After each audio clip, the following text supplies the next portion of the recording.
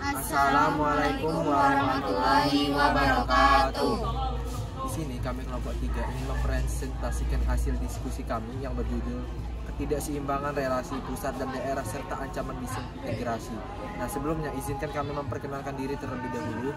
Saya sendiri Erwansyah dan di samping saya Fitri Dewi, saya Helen Francisca, saya Liana Mira, Sunda Ramadhani, saya Irfan Effendi. berikut adalah penjelasan dari kami.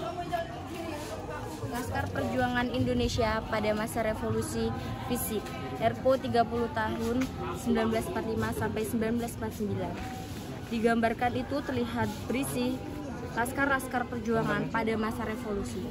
Di antara pemuda yang membawa bendera dan bambu runcing, ada yang mereka sepatu dan bertelanjang kaki. Meski demikian, tekad mereka untuk ikut dalam perjuangan mempertahankan bangsa diri penjajahan patut untuk ditiru. Negara Indonesia yang telah memperoleh kedaulatan dan bebas dari bangsa asing masing harus berjuang untuk mempertahankan dari ancaman disintegrasi yang berasal dari kalangan perjuangan sebelumnya.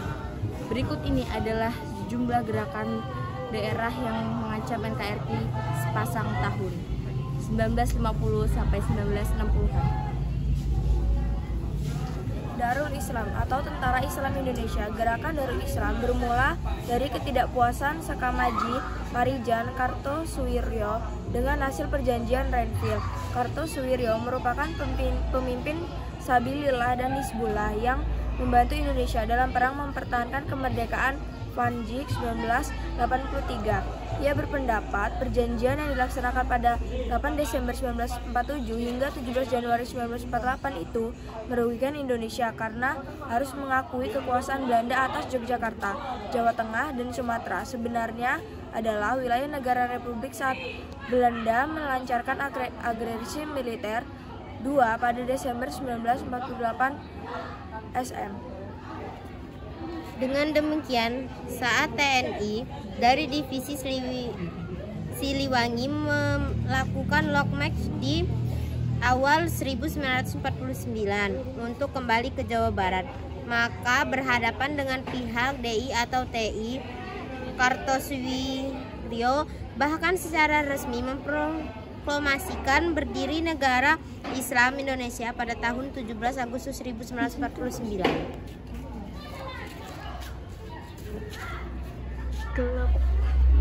Aksi itu dipicu oleh kekecewaan atas penurunan status Aceh yang semula merupakan daerah istimewa menjadi daerah keresidenan di bawah Provinsi Sumatera Utara.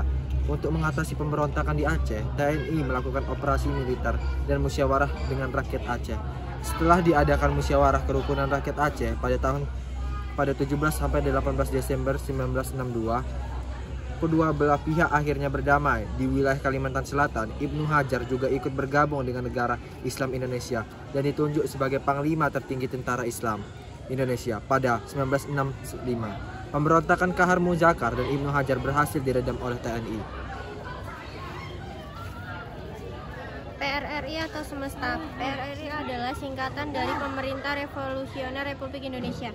PRRI dibentuk pada 15 Februari 1958 di Padang, Sumatera Barat.